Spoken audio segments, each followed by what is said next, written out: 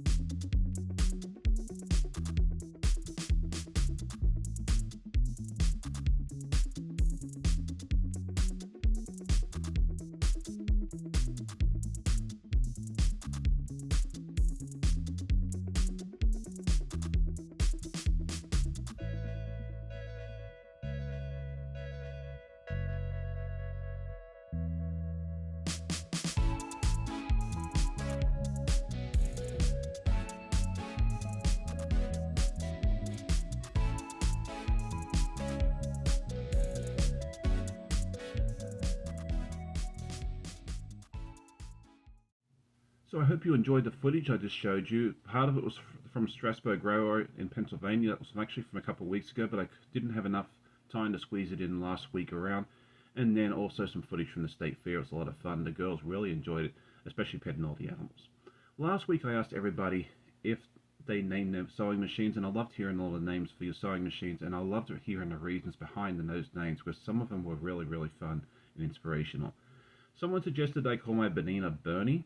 I forget who that is. So if that's you, please tell me in the comments. I'd love to hear it again, because I can't find that comment. I don't know why. I think that might be a good name. I haven't quite decided on that yet, but it's definitely a strong contender.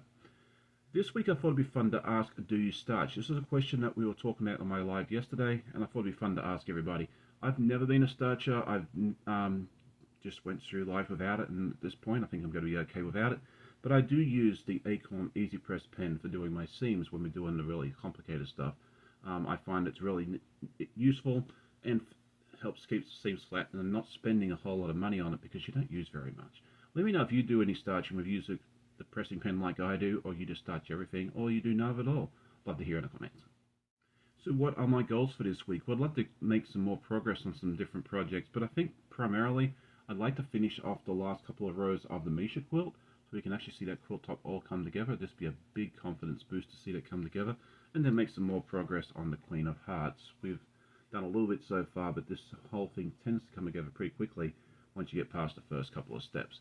So what are your goals for this week?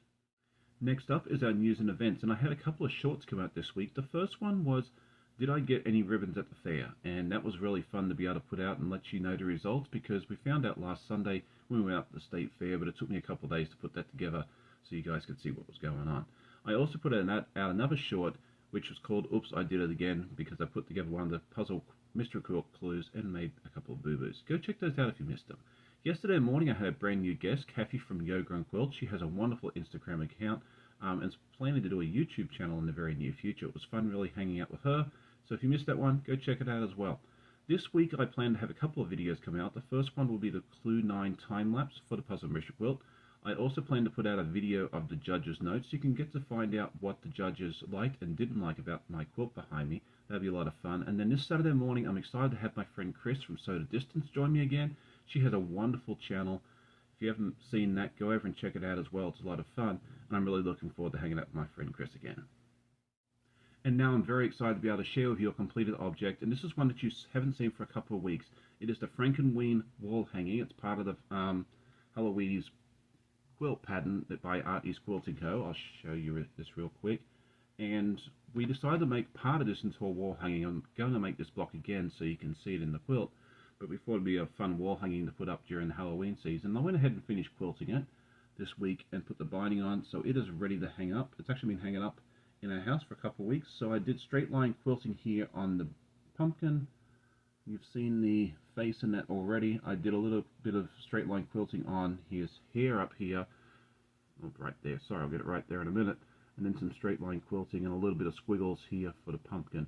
I decided to leave the background alone just because I wanted the focus to be on the actual quilting here. Plus, I wanted to finish so that way I could actually hang up for a couple of weeks for Halloween as well.